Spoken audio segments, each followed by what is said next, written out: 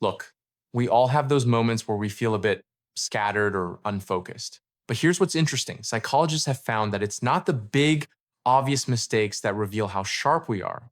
It's the small, everyday habits we don't even notice. And honestly, some of these might be quietly working against us. Let's talk about 7 patterns you might recognize in yourself. Be honest, do you have a lucky pen for exams? Or maybe you knock on wood every time you mention something good. We all do this to some extent.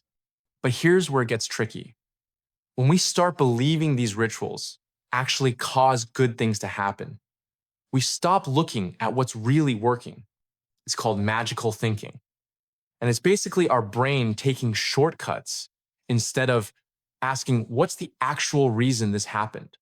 The sharpest thinkers pause and look for real patterns, not just comfortable coincidences. I only got 4 hours of sleep last night. How many times have you heard someone say that or said it yourself, like it's something to be proud of?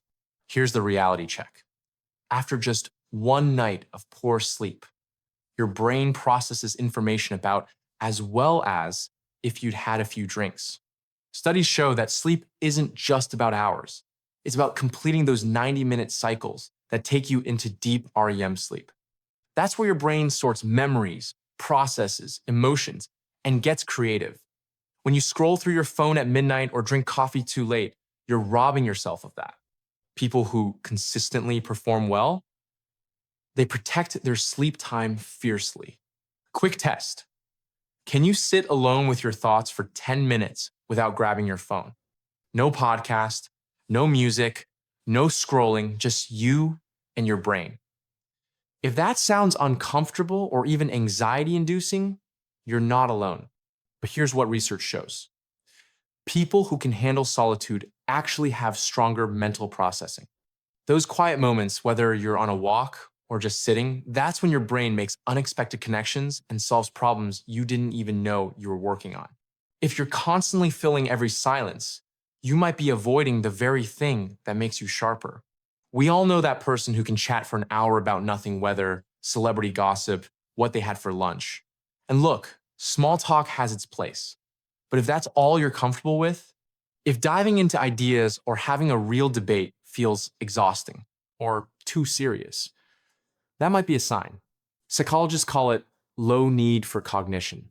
Basically, avoiding anything that requires real mental effort. The people who stay sharp are curious. They want to understand why things work, not just skim the surface. If deeper conversations feel like work instead of interesting, your brain might be getting too comfortable in the shallow end. Scroll, snack, skip, repeat. We're all guilty of it. But constant, instant gratification actually rewires how your brain handles effort. Remember the famous marshmallow experiment? Kids who could wait for 2 marshmallows instead of grabbing one right away ended up doing better in life, better with money, better with health, better at pretty much everything that requires patience. When you train your brain to always take the easy option, you lose the ability to push through discomfort for something better later. It's not about being perfect. It's about sometimes choosing the harder thing because you know it matters.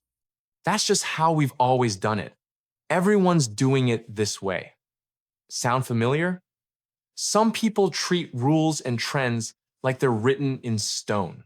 But here's the thing, the world changes. What worked last year might not work now. If you're changing your whole personality every time a new trend hits social media, or if you refuse to adapt because we don't do it that way, you're letting other people do your thinking. Real intelligence isn't about being contrarian for the sake of it. It's about being flexible enough to change your mind when the situation calls for it. You know that person who's always the loudest in the room?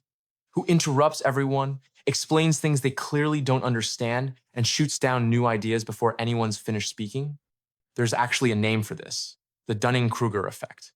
Basically, people who know the least are often the most confident because they don't know enough to realize what they're missing.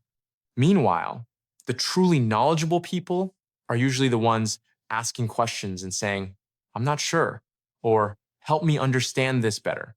Confidence is good, but when it's not backed by actual knowledge or curiosity, it's just noise.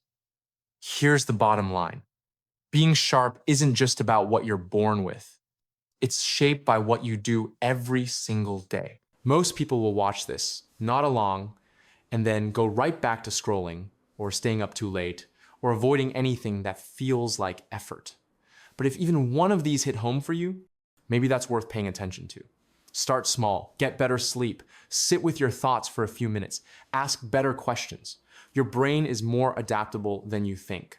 If this made you think differently about your own habits, consider subscribing.